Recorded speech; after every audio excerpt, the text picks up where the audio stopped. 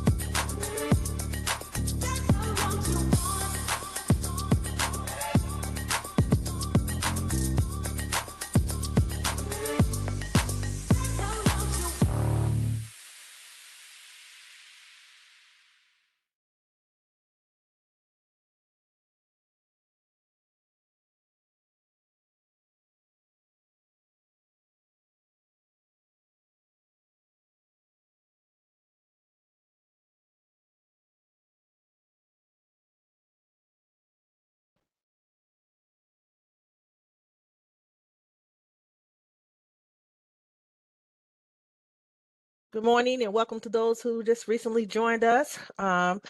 We are going to get started exactly at 10 o'clock. We have approximately 3 minutes to do so. If you could confirm that you can hear and see me, most importantly, that you can see the PowerPoint presentation. I do have a coworker on here, boss or whatever. We did verify that most people could hear and see her as well, so we'll have her to come back on at 10. And then also to make this even more interactive, it'll be a great time for you to locate. There should be a little button. Is it a button? It's where you can react on there. You should see it. Looks like a little person. Do anybody see the little person? It with like a little smiley face with a plus. Yes, okay, good. Good, good. I want to make sure that you have located that. Give me that thumbs up, that smiley face, because we can use that as also wonderful. Thank you, Heather. We can use that to help us with our participation on today too. Wonderful. I see that you're located. Again, we are going to get started in approximately 2 minutes. I just want to make sure we can see that button, so I'll have to teach you or ask you to do that later. See you in about 2 minutes. Thank you.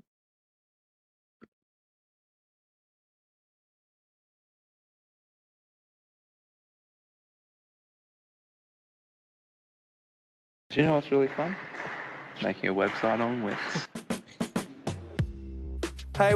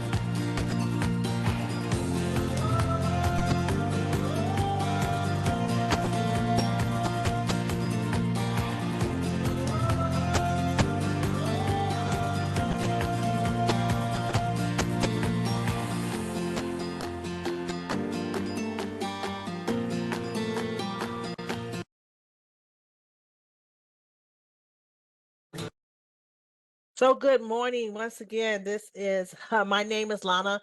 I'll be one of your facilitators of today. I'm gonna turn my camera so you can see my face. Good morning and welcome to Creative Job Search, Career Planning, and Preparing for the Job Hunt. We have a lot of information we want to share with you today. I'm gonna go ahead and move here. So again, Creative Job Search. Just a quick note of attendance. If you are taking this for unemployment purposes, we will make sure we take care of your attendance. So it will manifest if you need to go and check your list within that application. You can also do that. I'm sorry, I'm talking a little fast here.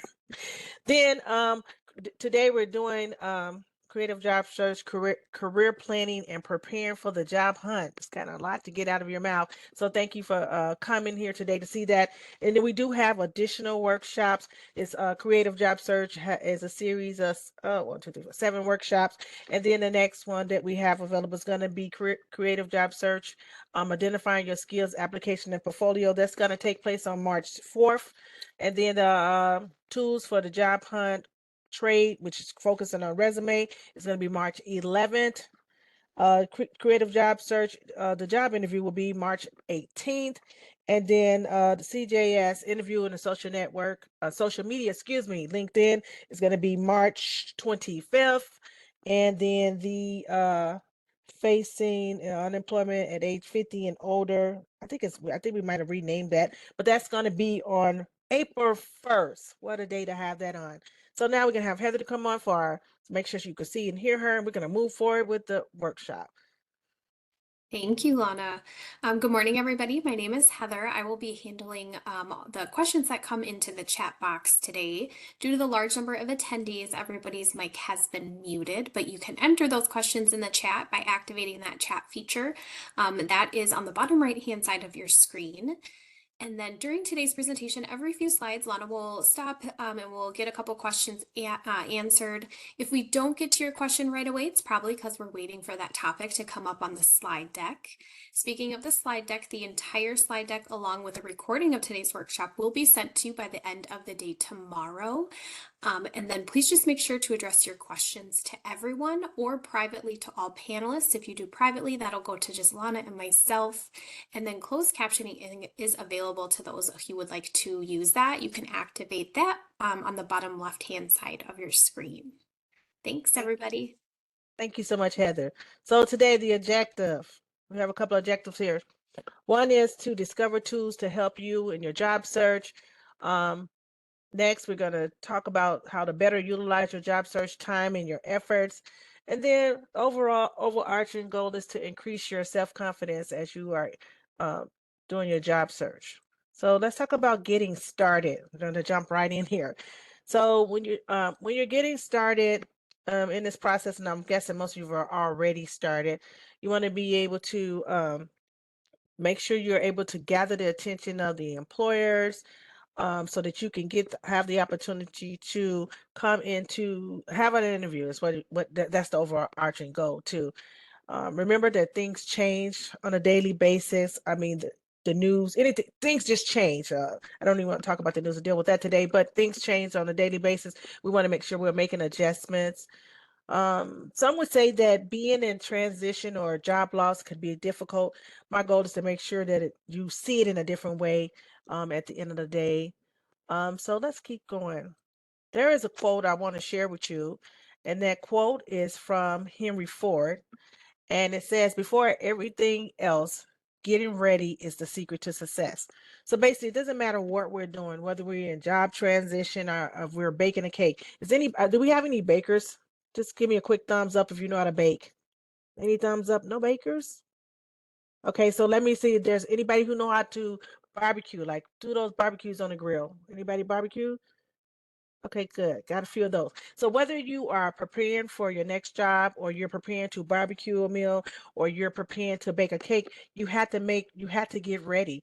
I'm gonna say, like, if you were going to do a barbecue, you want to maybe marinate the meat the night before. You want to have all your tools lined up, the grill, the coals, and things of that nature. And if you're baking a cake, you want to make sure that you're warming up the oven, you have your flour, your eggs, and all that. I don't know all the ingredients, I'm not gonna go over that. So the same thing is the same with job preparation or getting ready to move into that next job opportunity, or perhaps you want to be an entrepreneur. I'm not going to counsel that out at all. Maybe you want to be an entrepreneur. That's also going to require some type of preparation. If you're going towards being a business owner, you have to uh, come up with a business plan and things of that nature. So whether you're being starting your own business or you're going into the next job, you still have to make those very important preparations. Now, this next slide here, it does say that perhaps, hold on, move this out the way. I'm putting you over here. It does say perhaps managing the stress of job loss can be difficult. But again, my job today is to make sure you walk away where we look at it in a totally different light. I am highly aware that being in job transition can be emotional, psychological, financially, and maybe even physically challenged. Physically challenged, it could come along if you are not like getting out of bed and you're not moving around. It can be a physical challenge. Of course, it's a financial challenge. Psychological, I think I can handle that, and the emotional part, we can definitely deal with. So I can definitely help you with the emotional, psychological, and physical challenges that you may be experiencing. Excuse me. Uh, wow, I didn't mean to move that far. Hold on. So hold on, I moved too quickly. So I want to make sure that we are working on, we'll talk about things that's going to help you in a lot of different areas. Like there's other stress, there's other things that can happen in your life that can also be a heavier burden to that. But my goal is to actually focus on the positive and how to pull you out of that. So I'm gonna focus on that today. So if you experience a loss of a loved one or a separation or any of those things, prayerfully the things that are taught in the class could not only help you with the job transition, but it will help you with other areas of your life as well, as far as how to move forward and keep going. Okay. And oftentimes people think of their job as like their life. Your job is something that you do so that you can provide for your family and provide for yourself. But you are not your, I mean, it's not just you. There's so much more to you than just that, than just your job. I just want to make sure we understand that there's so much more to you than just a job title or just the job. I want to make sure I mention that. So as we're in transition, there's something that's called uh, an emotional roller coaster. And in that emotional roller coaster, there was a gentleman who he wrote this, but you can barely see it because it's like you have little points on here, and I wish we could see it a little bit bigger. But it just tells us how we go through this roller coaster. So basically, it's an adjustment from your attitude, like not to, like for one point, a very low point on here is the nothing going on. There's sadness at the low point. Um, Taking longer than you expected. Those may be lower points, but when you take an action, that's a high point. You can think about it in the you're doing an upswing. You're doing well. You're getting those interviews. And then you finally secure a job. Um, and so I could have you to put in the chat box where you are on this roller coaster, but since you can't even see every point, we're not going to put where you are on the roller coaster. But if you have actually applied for a job and I can see it bigger on here. So I don't know. So like I'm gonna go over the roller coaster because I do see it on a bigger screen. So the on this end right here, this is like the news sinks in. So basically you're understanding that you're no longer going to be with that particular employer and you're making those adjustments. And then some of the things that one may experience is relief or anger. So relief could be like perhaps you were at the job, you love the job, but the job didn't love you back and you might have been stressed out anyway. So this is your opportunity. You're now relieved because you don't have to deal with that.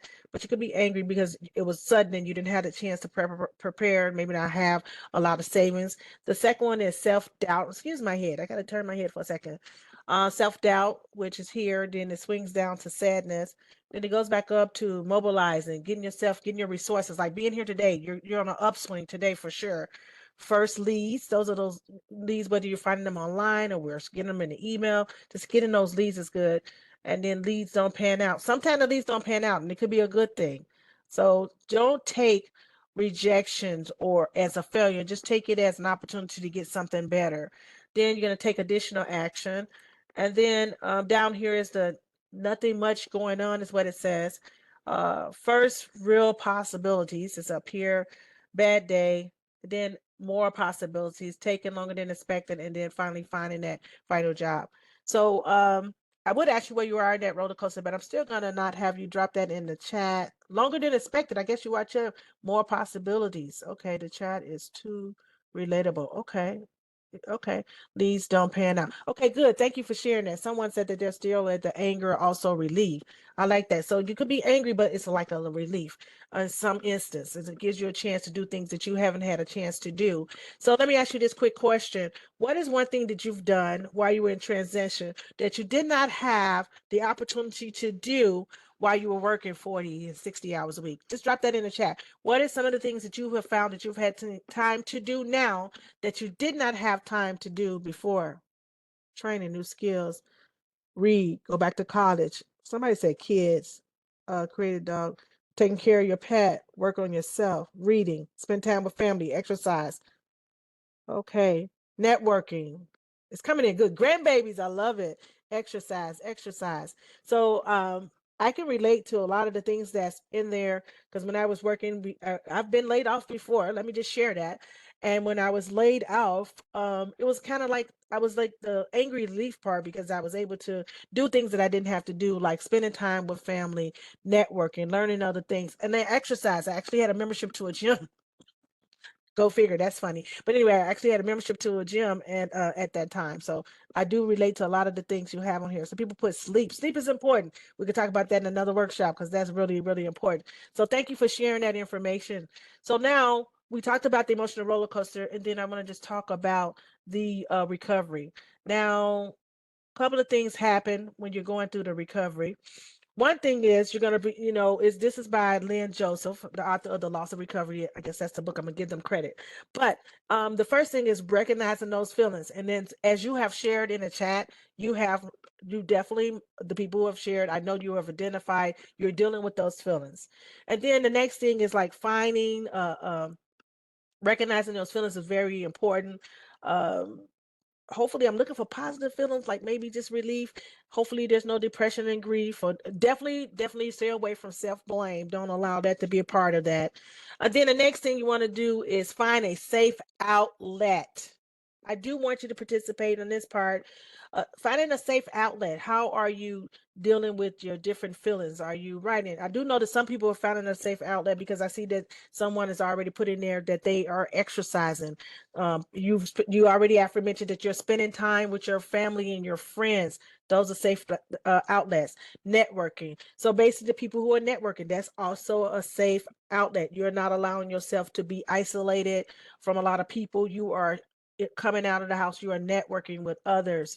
So those are some things you do. I see some people put in here walking, talking to family and friend, journaling, walking the dog, taking care of your health. That's very important as well. So thank you everybody who is doing the best part of finding that safe outlet and taking care of yourself. That's so important. And then that helps you to be more of a great candidate when you're looking for your next job opportunity. Yes, and then I do agree. Somebody put in the chat that sometimes having that loss of income does put a damper, and it can be very stressful. I do agree with that. But I'm happy to see that a lot of you are also. Somebody said they went to the library. You're also finding that safe outlet and trying to manage your way around that portion of it. The next step in recovery is to forgive or move on.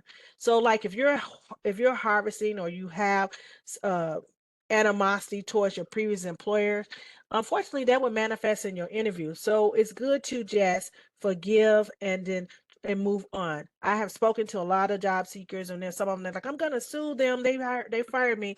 Unfortunately, Minnesota is a at-will state, and what that means is, as an at-will state, an employer can release us for no reason or a reason. So because it's a free will state, they could be like, well, Lana wore blue today. We're just gonna let her go. But they don't have to give us a reason why we are being released from the job, as long as it's not around the things that are protected, which were protected. Like it couldn't be under discrimination or age, those things that were protected. I guess they're still protected. I don't want to get into that, but you want to make sure that you're able to move on and forgive. Most importantly, because I don't want it to manifest in your interview. Forgiveness is important in all areas of your life, whether it's your former employer, whether it's a family member, it could be a former friend. And the reason why I would love for you to be able to forgive is I would normally, if we were like, have you write a letter, but I only have an hour. But if I had an hour and 15 minutes, I would have you to jot down a little letter, Letter. So I'm gonna give you some homework. If you have emotions that are not positive towards your former employer or a family member or anybody, I want you to write them a letter. The reason why I'm not going to tell you to email them a letter, because I'm going to make sure you don't hit the send button. Okay. But I want you to take a regular sheet of paper. A regular sheet of paper. You're going to write down a letter to maybe your former employer or anybody who you're having some issues where you need an area where you need to forgive them. You're going to write it all out on the paper, right? You can write it all out on the paper, take as long as you want, because you're going to do it after the class. This is homework. And then you can even read over it. And then what I want you to do once you're done with it, I want you to take that paper and rip it up in small little bitty pieces and cast it to a little like a fire. When I say fire, just put it in a trash can and pretend like there's fire coming out of there. Do not burn it for real. So take that paper, write the letter, whether it's your former employer, or family member, whoever, write that letter and then destroy the letter. Do not send it. That's why I don't want you to do an email. And that's going to help you so much, like physically, emotionally. It's going to help you because you're going to release it. It's been proven. It's been done by psychologists and people who go see therapists. It's been done. It is proven it will work. I know that it will work. So please do that homework. Don't have time to have you do it today, but go ahead and do that homework or writing that letter and then destroying it. Do not send it out. Now, it's okay that the person on the other the party doesn't hear it because it's for you. You're doing it for you. When you are harvesting unforgiveness, it has a hindrance on you emotionally, physically, spiritually. It's a hindrance to you. So you want to make sure that you're taking care of you. So I'm going to say that forgiveness is for you. So just go ahead and type in the chat, forgiveness is for me. Forgiveness is for me. Forgiveness is for you. So go ahead and make sure you do that homework later on. And then the next step in recovery is going to be accept change. And accepting change can be really hard, especially when it comes to whether it's the loss of a job or loss of a loved one. It's kind of hard. It's hard, and it takes time to make those adjustments and to accept it. And it's not like a magic term of time in which you can get to this point and be there. But I'm hoping that once you do that homework that I gave you around forgiveness, writing that letter and destroying the letter, do not write an email, do not call anybody, do not text anybody, because I'm only focused on you. That you are my main focus this morning. So do that for yourself. Please do that homework. Please do your homework. If you're going to do that homework, I'm going to ask you to give me a thumbs up. I just want to know. I'm going to trust you. I want to know who plans to do that homework today. Just give me a thumbs up. Good. I'm seeing those thumbs up. Keep them coming. Good. Do the homework. Forgiveness is for me. So please do that. And I promise you, it's going to make it a lot better for you. Because why would you allow someone to live in your head rent free? You're not eating, your hair falling out, you're not sleeping, and whoever you're harvesting these emotions for, they're living their life and they're not even affected. So this is for you. And thank you for sharing that in the chat. And then accepting the change is going to be helpful too. It's a life change when you're going from one employer to another employer. It's definitely a shift, but it's okay. And a lot of times it could be to the advantage. So I mentioned that I was laid off before. I actually been laid off more than once, but I was laid off before from an employer who I love. I still love them. I actually love them so much that it's like a good divorce, I guess. I still have stock in that organization. They're making good money too. But anyway, I kept my stock there because even though I moved on, I'm now here. I'm happy. I'm still happy. I'm really happy here. But the previous place they laid me off, it hurt. I went through some emotions, but I did as I grew out of it and I got to accepted the change. I decided to leave my stock there, and I actually would recommend their services to others because I still believe in that organization because I put a lot of labor and love into it. So it's like, okay, we're not together anymore, but there's no animosity. We can still go to dinner together. It's like a good divorce. It's the only way I can think of it, if there's a such thing as a good divorce. Okay. Um, so I think you already shared thank you for the thumbs up again. So we're going to move on, and this is called, now we have this PowerPoint, and it's like how, bouncing back can be hard. and you're going to have to choose whether you're going to be stronger, meeker, energized, or demoralized, positive or negative. I want you to choose positive. But I have this one video I want to share with you that I really love, and it gets you right to the point. So go ahead. I'm going to go ahead and play that in just a second here. Really intrigues me is this idea, and I heard it many, many years ago. I'm not even sure of the original source where I heard it, but it goes like this. When you change the way you look at things, the things you look at change. Okay, so now that's really powerful. And then I actually did like this deep research around the person who said it. They got a great website, but I can't remember his name at this moment because I got it separate in all my resources. But anyway, he simply says when you change the way you look at things, the things you look at change. Now, because I can't hear your voices, if you could please type that in the chat for me. When you change the way you look at things, the things you look at change. When you change, yeah, that's him, Dr. Wayne Dreifer. Thank you. That is exactly who that is. That is him. He was such a great person in that he did pass away, but if you went to his website, it looks like he's still alive. Like the things that he left, even in his leaving here, leaving the earth, it is still there. It's still helping people. That is who it was. Thank you. I couldn't think of his name right out the back. So thank you for providing me that. When you change the way you look at things, the things you look at change. Now, right now you're looking at this puppy. I don't know if it's a puppy or full-grown dog. Now, what I would like for you to do is in the chat, when you look at this puppy or dog, well, I don't know how old the puppy is. What do you see? Here is the perimeter. You can only put things positive. When you look at this, how do you see it positive? Because if I didn't give that perimeter to operate in, we would get some negativity. But I want it to be when you change the way you look at things, the things you look at change. So I had to give you a perimeter and make it positive. Okay, so a little cutie, self-care, relief, acceptance. So his headache is better. Okay, good. Self-care, treating the headache. All right. Cuddly, comforting, puppy breath. Okay, I don't know if that's good or positive. Be taking care of self, resting. Good. So good. So basically you're doing that. So when you change the way you look at things, the things you look at change. I feel like if I had not provided you with the parameter of making it positive, we would probably say he looks sick, he looked hard. You know, it will be depressed when we get out of this workshop. But to keep that perimeter and keeping it positive, we're understanding that when we change the way we look at things, the things we look at change. Good. Thank you for that. Thank you for that participation. Letting go. Now, hungover, I don't know if that's good or positive. I don't know. I've never had a hungover. I don't drink, but I don't know if that's positive. But okay.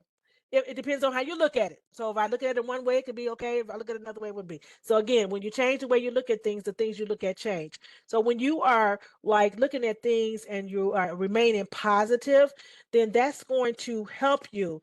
Some things you are going to do while you're staying positive is talking with others, doing a support group or a job club group, the things that you're already doing. So congratulations. I'm going to give you a hand clap.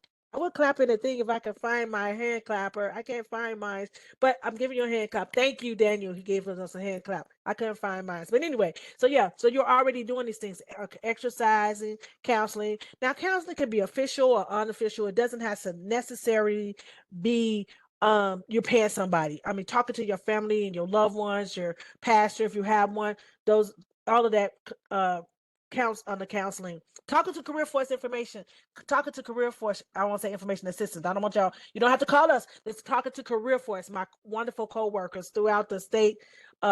We can help you with the counseling too. We don't call it counseling, but that's actually what we're doing.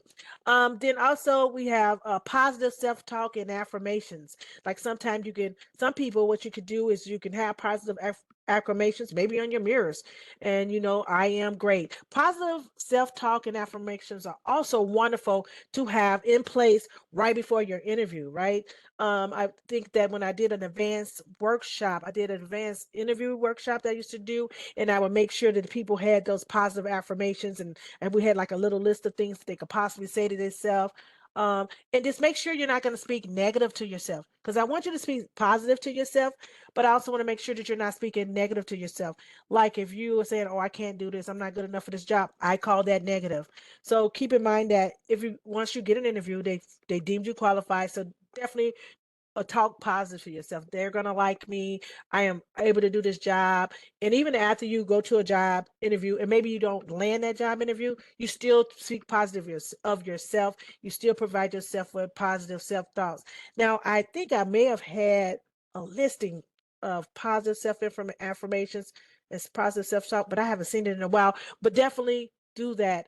You can Google positive self-talk, positive affirmations. You can actually Google positive affirmation for job seekers, because I think that's what I did some time ago. So do that. And then volunteering. If you're volunteering, a couple of things can happen. One, you're going to be busy. You're going to utilizing your skill sets, enhancing your skill sets. And then sometimes volunteering may lead to the job that you would do. So anything that you would do for free, how much wonderful would it be to do that and get paid for it? If I was very transparent, I would say that I taught for many of years as a volunteer before I began to do it actually as a job. So this portion of my job, I absolutely love being able to communicate and to teach or to facilitate to others. I love it. It's like I'm passionate about it and I love that opportunity. But I did it for free for many years. With that, so anytime you're volunteering, it can maybe lead to a job. Okay. Are there any questions at this time? Think positive. I like that. Any question at this time, Heather? Because I'm going to go to the next part. No, not any questions, but lots of good feedback and conversation happening in the chat. So I Okay. appreciate that. Okay, perfect. Thank you. Thank you. So now we're going to keep going here, and we're going to talk about the game plan, like what we're doing moving forward. We know that you have access to a couple of different things I'm going to talk about. One is careerforce.mn. So if you have already established an account on CareerForce, that's our website. So I'm a little biased. CareerForce.mn. Please not raise your hand. Give me a thumbs up if you see that. If you're not able to do that, how many of you have an account on CareerForce? Many of you do, because you would probably have to go through CareerForce to actually register for this website. So thank you for utilizing CareerForce. I'm going to click on this and hopefully we can get back to it. CareerForce, this is the website. And then on here, we have lots of different tools that are available for you. There's our service overviews, where to find jobs is on here, connecting with CareerForce. That's going to come up on another source. I'm going to leave that on there. The upcoming events is how you probably found our workshops today. And if you got help, this is how you would do it. There's also tools on CareerForce as well that you will be able to find in a job. Job search tools are on here, and under our job search tools, we do have you can develop a strong set of tools. And I don't want to keep digging down because I'm gonna come out of there. But you have the employment readiness assessment is available. The match your interests here is available on CareerForce. And then also identifying your skills, which is great. And then finding how to match your current skills so you can use it in any other place. So now if I can find you back here. Wow, I found you. Good. So that was careerforce.mn. And then there's My Skills, My Future. I'm gonna talk about My Skills, My Future with another component because I don't want to have to click back on. And then there's also minnesota.gov.d JobStat. So basically with that, when you go here, it's match your jobs with experience. This is a great data tool. You just would click on it. You will be able to click. Somebody give me an occupation very, very quickly in the chat. Drop me an occupation. I want to pick one for him. Sharing CareerForce website or not. Executive. Okay. Data engineer. I'm gonna just put in engineer because I see that. I'm gonna put engineer because I seen that come across. ENG. It's coming up on engineering. I'm gonna click on engineering. So basically, if you put in this one, it gives you engineering, it gives you teachers, it gives you architects, it gives you a lot of different things, and then you will be able to click down and dig deeper. So each one of these resources that we are sharing out today will be in a link in the follow communication that we're gonna send out to you. But this allows you to compare occupations. It allows you to do career profiles. It allows nuclear engineer, career profile. It tells you the jobs and the training that you need. So there's a lot of information here. So please do, when we send out that link and we share that with you, please go to these links and share and and dig deep into it. Take some time for each one. The next one is Career One Stop. So Career One Stop has lots of components of it. Uh, Explore careers. You can find trainings, job search, find local. A couple of things I'm going to click on Career One Stop. Career One Stop is on the find local. Remember, I said I was going to talk about this once again. If you go there and you put in your zip code, I'm just going to put in the zip code that I don't want to like put in, have you put your zip code in. I want people to know where you live and look for you. But anyway, on here, it brings up, if you do that on Career One Stop, it brings up our locations, all the Career Force locations and the services that we provide, our phone number. So that's a good resource. And then the reason I didn't do the My Job, My Skills, because it's part of Career One Stop. So if you go to toolkits on the Career One Stop, one of the tools on here is My Skills, My Future. And so on here, it's great, and there is lots of things you could do, but I'm gonna have my friend here to tell you more about My Skills, My Future. Let's see here. Hopefully you can hear and see it. Welcome to My Skills, My Future, where you can find new career options to explore based on the skills and experience you've gained in a past job. Oh, you can't see her? As you know, finding a job in today's economy can be tough. Maybe you've been laid off from a job you've held for years or aren't sure where So I'm gonna stop that. So I don't know why you can't hear to find another one. Either way, you have options.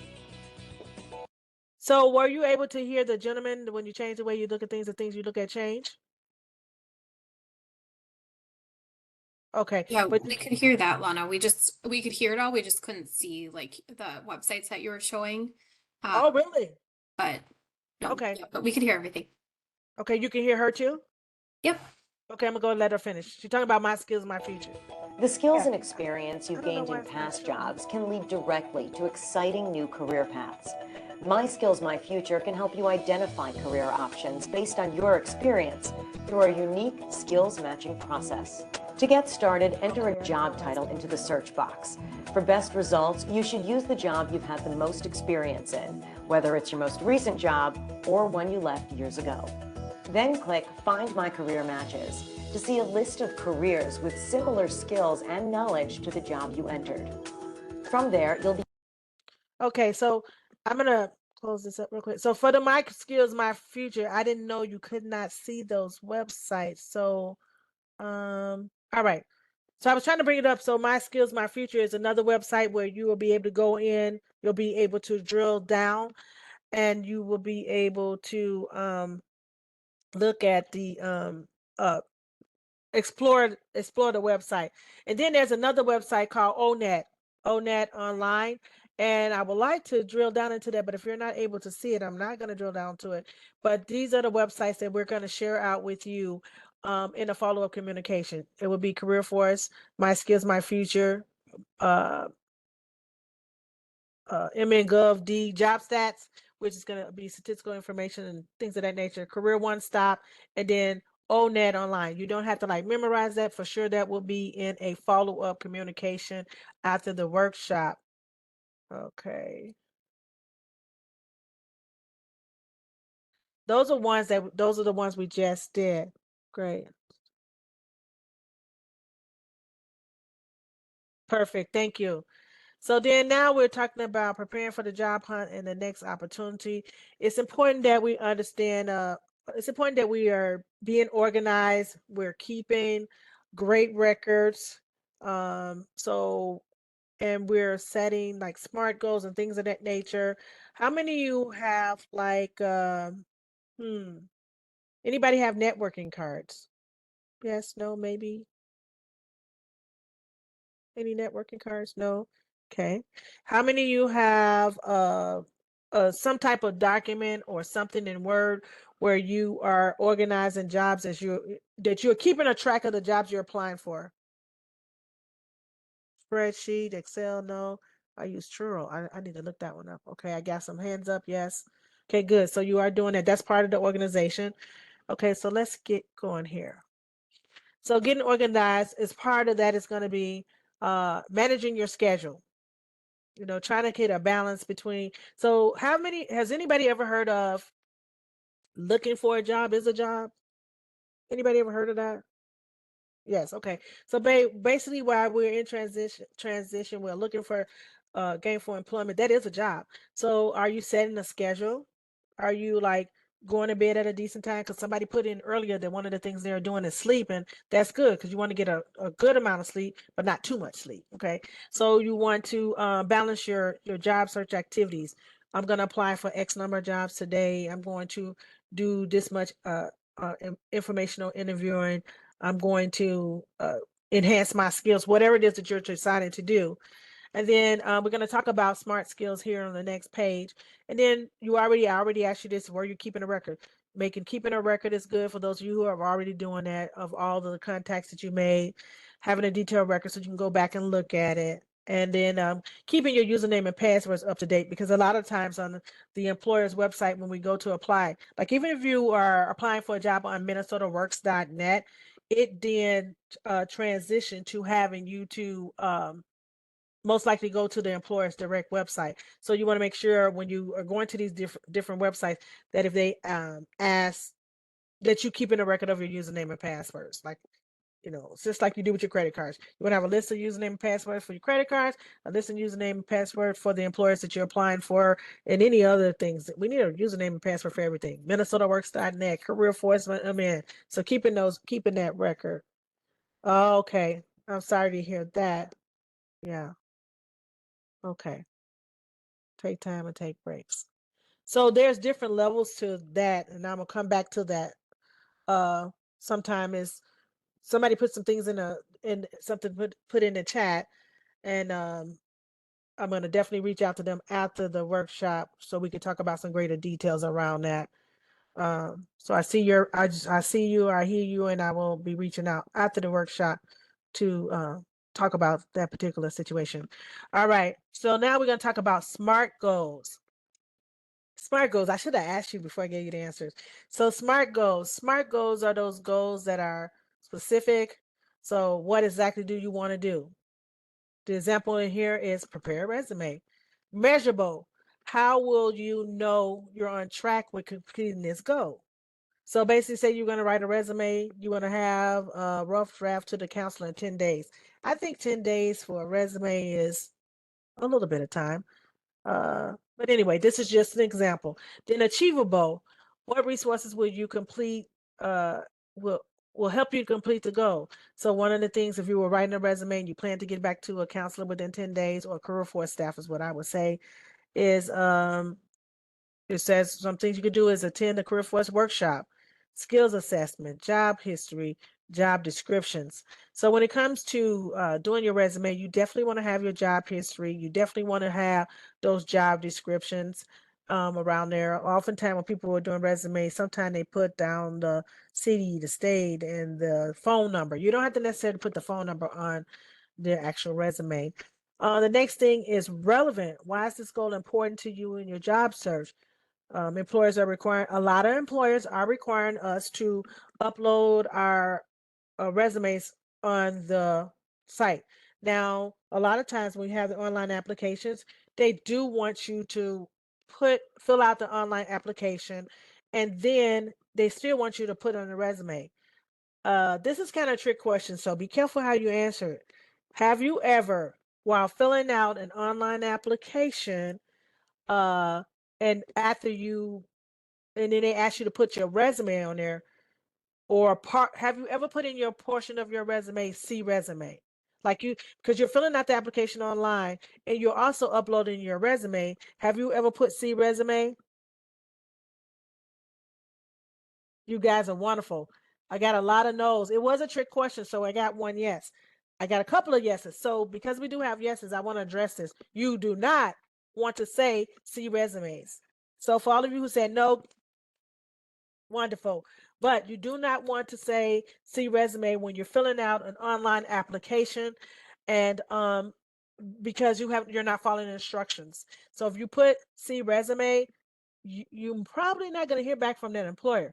So when you're doing online applications, you want to make sure you're filling it out. And yes, it may appear to be redundant to us, but you still want to post your resume on there and still fill out every question that they ask to ensure that you don't automatically get yourself eliminated. So yes, do not say see resume. Actually, there's one employer, I want to say that it's Ramsey County. They tell you not to put see resume. I promise you, if you're applying for a job at Ramsey County or Washington County, and you say see resume, you are not going to get an interview. So definitely do not do that. You must fill it out, and it's redundant, but please fill it out to enhance your opportunity to be called in for that interview. And then the next part of the SMART goal is timely. When will you complete this goal? Use a specific date, 2 days after receiving feedback from career counselor. So that's like a SMART goal. So you want to make sure you're talking about that. Is it measurable? Is it specific? Is it measurable? Is it achievable? Is it relevant? And then is it timely? Timely. Has anybody been utilizing SMART goals already? I see some people are saying yes. And I also saw before you started to say yes that someone who worked as a recruiter indicated that they would definitely skip over you. So you're getting this information from me, Lana, but you're also getting it from your well family for now, from your family members in the chat, and saying that, hey, I was a recruiter and I absolutely would have skipped over the applicant. So that's like confirmation and verification that yes, you don't want to do that. Are there any questions right now? Because I'm going to move on to research in just a moment. Any questions? Yeah, we have two. Okay. One that came in says, are there specific career counselors we can send our resume to? Well, great question. And you can send your resume. I would highly recommend that you connect with your local career force staff. So like if you're in St. Paul, connect with somebody over there. I know we are in the process of moving like some of our locations in St. Paul, even though I mentioned it is one that's relocating, but there's still services available virtually. So reach out to them. And I worked there for some years and I know those people are wonderful. But any whatever city you live in, the career force location that is nearest you, you want to reach out to the staff there and we can look at your resume there. Yes, what's the other question? That was an easy one. Yeah, the other question is, so they say on a resume to go back 15 years, but on the application, do you do the same? Oh, good question. That's a good question. I think that on the application, I guess on the online application, I would go back at least 15 years so that it does match your resume. Because sometimes they'd be like, how many employers did you have? So you have to put that in there. You have to put your job title and it does ask for a time period. So yes, I'm gonna say yes on the online application. And sometimes they only let you put in 3 employers. So it just depends on how that employer has that online application structured. But yes, 15 years is still a good rule of thumb. However, if you worked at an employer more than 15 years, then like your most recent employer, you've been there for more than 15 years, then you want to include that time for that employer, whether it was 15 years or 50. You want to make sure that you would have to include all of that time from your most recent employer if it exceeds 15 years. So yeah. So I guess I've been there 15 years. So yes, that question. Any other questions? Just a couple more clarifications on getting an appointment with a career force location. I will send the link to that. I'll put that in the chat. And then there was one more question. Oh, where'd it go? Is there an option? Nope, that's not that. Sorry. Oh, is it outdated to keep your resume to 1 page? Oh, absolutely. It's not outdated. If you are one who can fit without putting it in size font 6, because I've seen that. Don't do that. The font size should be 11 or 12. I know it's not a resume workshop, but I could teach that one too. But make sure your font size is 11 or 12. Don't make it like so small that someone don't want to read it. You're going to aggravate them and they're not going to want to read it. So if you can fit your information on a 1-page resume and it doesn't look too small, it's okay. It's not outdated. You can do 1 page. Most resumes are 2 pages, depending on how long you've been working. And then some professions where they have to include like their writings, their things that they've done. It could be more than that. So it just depends on what your occupation is and how long you've been working. Excuse me. Sorry about that. Okay. Someone said they have 3 different formats of their resume.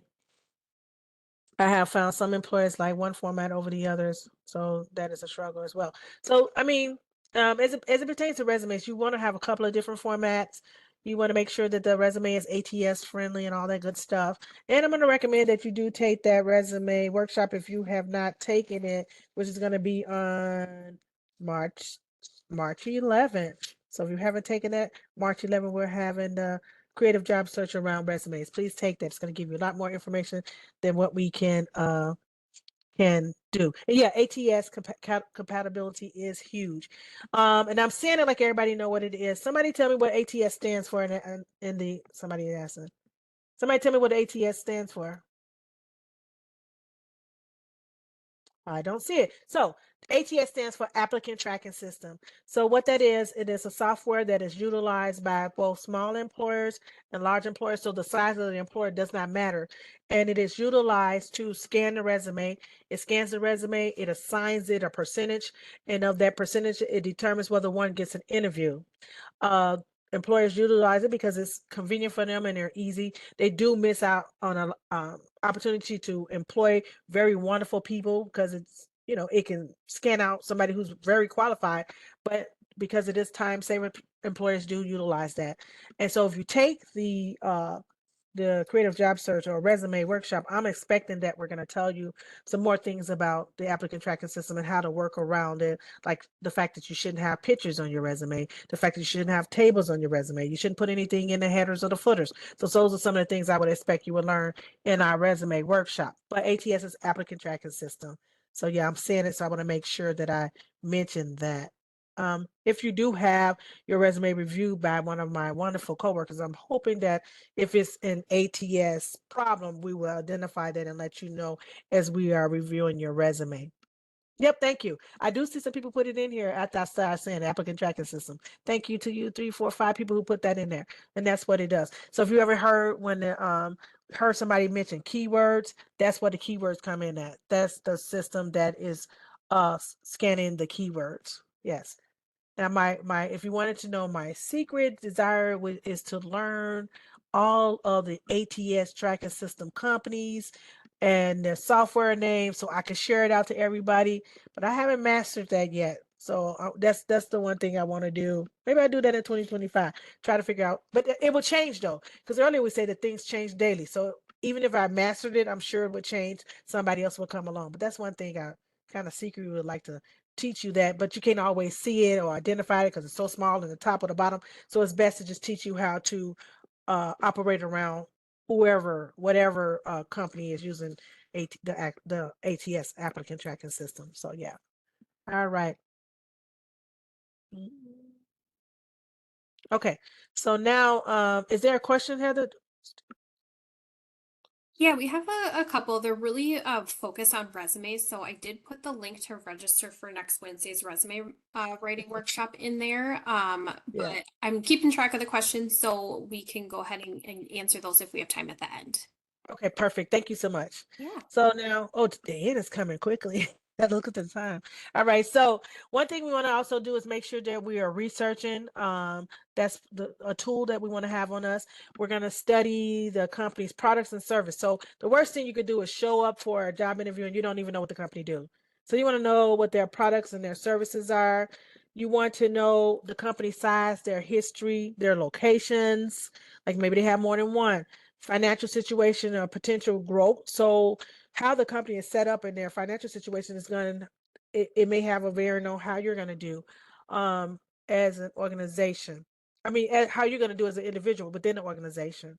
Then you want to know their mission statement and their philosophy. What does this company believe?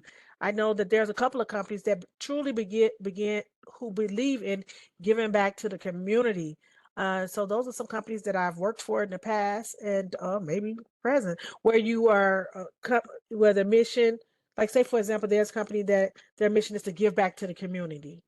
Anybody know any company that one of their missions or something around their philosophy is they're doing a great work, but they want to also be able to give back to the community? 3M. Okay. Yes. Medtronics. I like Medtronics. My former employer. Okay. Target. That's the one that everybody kind of know. Literacy, Minnesota. Good. Target we know because they have the little banners.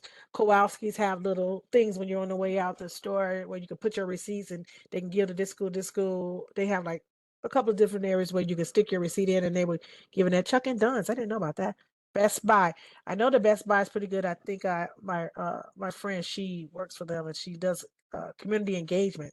So they're really into that because they pay quite a bit of money for that job. Anyway, so then human recent changes and initiatives. I would say you want to know who their competitors are as well. Labor market information, salaries and benefits. Great thing about the state of Minnesota as of January 1st, employers are now required when they're posting new jobs to give us like the range of salary. So it's no more that mystery. I'm going to apply for this job and we don't have any idea what the pay is. That's now something in the past. We always can go into a job, at least knowing something about it. They also had to tell us the benefits of the job. So that's going to be really great. That's going to be great. So some places that we're going to be able to conduct this research is going to be the company's website. That's like number one almost. Press release. I'm going to go back to company website for 1 second. I know I'm going to run out of time. It feels like it. But company websites are very important. Sometimes one way that I teach others to make sure that they're not being like tricked or scammed. Scammed is the word I'm looking for, is to go directly to the company's website. If something looks too good to be true, just go to maybe you get it from another website, go back to the company's website and see if you can locate that job there. We know that LinkedIn is reliable. It is on this list. It's reliable for making sure that the job is true, and sometimes because LinkedIn is going to post those jobs that are not going to be otherwise posted anywhere. You're going to find out information about the employer. LinkedIn is a great place to research employers. Also, you can follow employers. So when a job posts come out, you can follow employers on LinkedIn. Press release. I don't know about too many press release. The library reference section, yes, you can do that. And the libraries do have tools available online. So you don't have to physically go to the library all the time as long as you have a library card. Okay, you gotta have a library card. Career Force information websites, that's good. I don't see when I say career force information websites like Glassdoor has information, and others. Information on interviews, like if you had the opportunity to sit with someone that works at that organization and have that conversation, or what I call an informational interview, that's another good way. Your network. So sometimes we don't really realize what we have in a network. By that I mean, when I first started teaching LinkedIn many years ago, and I'm not teaching it currently, that's when I learned what all of these friends that I spent a lot of times with work at. So if you have a LinkedIn account, you may have like all of these friends in your phone book, on your email account, but you don't really know where they work at a lot of times. 15 years ago, I didn't know where anybody worked at, but now today we know where our friends and our family work at because of LinkedIn, and it makes it come to front of the mind to find out that information. And then the local career force is also a great place to help you with your research of employers. Next, I'm going to talk about okay, so next I'm going to talk about networking card, because we're talking about networking. So basically the networking card is something that looks like this picture here, and hopefully you can see it. It will include your name. Your address is absolutely optional. I personally don't know if I would put my address on there, but I'm very super private, but it's optional. Your phone number, when we're talking about your phone number, a quick hint, make sure that you have a professional voicemail, not something with music or cute kids on it. Your email address, again, your email address should be something that's professional in nature. And if you have an email address, it should be cutechick@hotmail.com. We know Hotmail is played out, but that's just an example.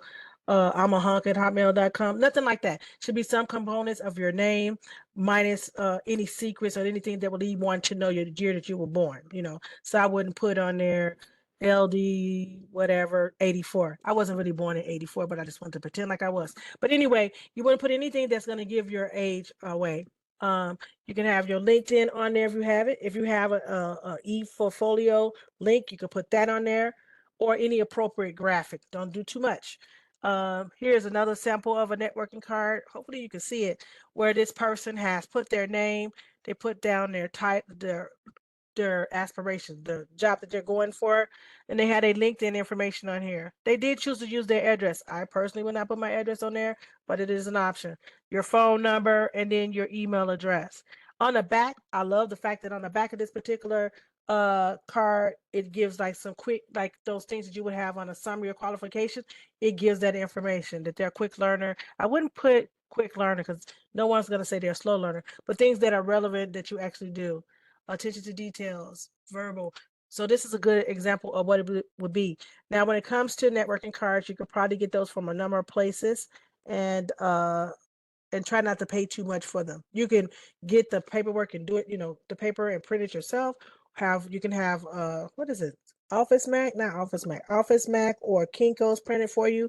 And then there's online resources that you can also Vistaprint. Thank you, Haley. That's what is coming out of my mouth next. Vistaprint for many years have been printing and doing these things for business cards. Usually years ago, if you put something in there and come back, they'll give you a discount. But apparently they do have coupons online for Vistaprint.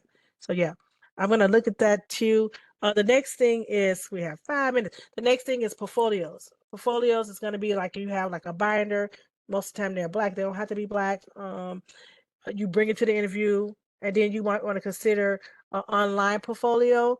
And I think I had a list of online portfolios I gave to my interview class, but I'm not sure. I don't provide that for this class, but I think for the interview class, I do have that. But anyway, so portfolios where you're going to have a collection of your work that's organized, is in there, and you can share it with the employers. Or sometimes you can have a light portfolio where you have not the best, still a binder, but something that you can actually leave behind. We call that a leave behind. So you might want to have that too. Your resume, things of your works, and so you might want to do that. Then I want to get back. I may come back to this in a second. References. So references are someone you're going to choose carefully, and you want to make sure that you keep. The most important thing I want to make sure is that when you choose your references, that they are someone that you work with, can't be a family member, and you want to make sure you keep them in the loop. That's the most important part. You must keep them in the loop. They should have a copy of your resume. They should have, every time you apply for a job, you should give them a copy of that job posting and keep them in the loop. The worst thing you could do is not let them know and get them caught off guard. So they'll be prepared and they'll be able to speak to you when and if they're called. It says that you can have peers, supervisor, instructors, and clients. So anybody that you had a working relationship to is someone you could use, and definitely make sure they know. You must keep them in the loop. I've been put down a couple of times and caught off guard. Don't do that. So yes, do keep the people in the loop. Checkpoint, because we have 3 minutes. And a couple of things is, we talked about recovering from job loss. Don't forget to do that homework. I'm going to give you a secret. I don't always give homework, but today, because of the nature of this workshop, I had to give you that homework. Please do those letters. For those who gave that thumb up, it's going to help you, especially if you're facing like everyday challenges. Remain positive. I think the homework is going to help you with that. Developing your game plan. We're going to send you out those links for all those tools to use. Most of you are already organized. Continue to be organized. Set SMART goals. We know about the research and where to do it, and then gathering tools. If you are thinking about a networking card, somebody gave Vistaprint, that's a good place. Portfolios, if you don't have one, reach out to us if you want us to help you with that, because that was kind of really quick. And then references. The most important thing is to keep your referrals or references in the loop. Referrals and references are two different things. So keep your references in the loop. Okay, so now we have approximately 2 minutes for any questions. Now, I do know that Heather does an excellent job of gathering these questions and communicating them back, and we do answer each one of those questions, and we send it back to the email in a follow-up if we have to do that. Okay, Heather, we have 1 moment, 2 minutes. Yes, we'll get through some of these. Let's start with, do people still make follow-up calls to HR after submitting an application? Yes, people do still make follow-up calls after filling the application, but you want to be careful not to become too pushy. Great. How do we provide information we attended this webinar to unemployment?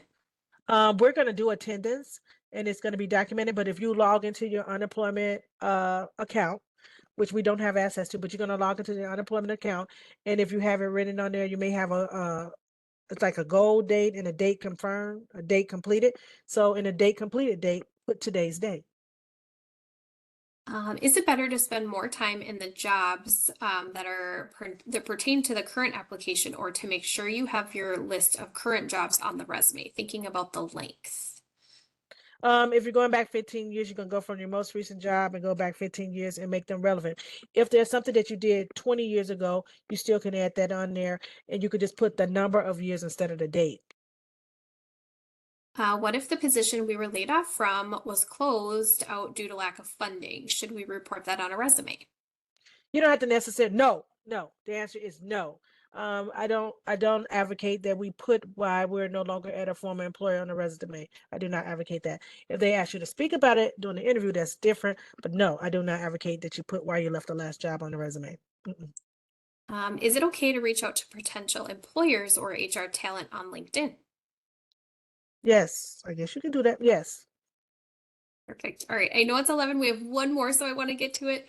Okay. What if you had the 3 different occupations at the same location over 12 years? How do you put that on a resume? Oh, so basically you would put down that you work for the state of Minnesota. So you put state of Minnesota, and then you're gonna put down each job. So you're gonna say state of Minnesota janitor, and you're gonna put from this time to this time. First, you're gonna put the state of Minnesota that you worked there from 2000 to 2025, and then you're gonna put the last job you did, career force professional, 2015 to 2025. Then before that, you could say data engineer. You're going to go back to 2010 to 2015. And then the last thing, janitor, you were going to put 2010 to 2015. So you start from the top, you put the total time that you was at the employer, and then break down the 3 jobs and put the time for each job that you had.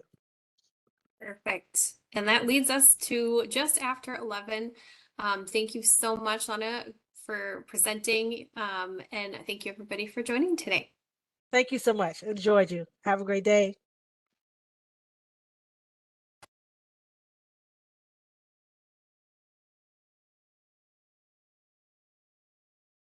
Heather, I'm going to let you end the webinar.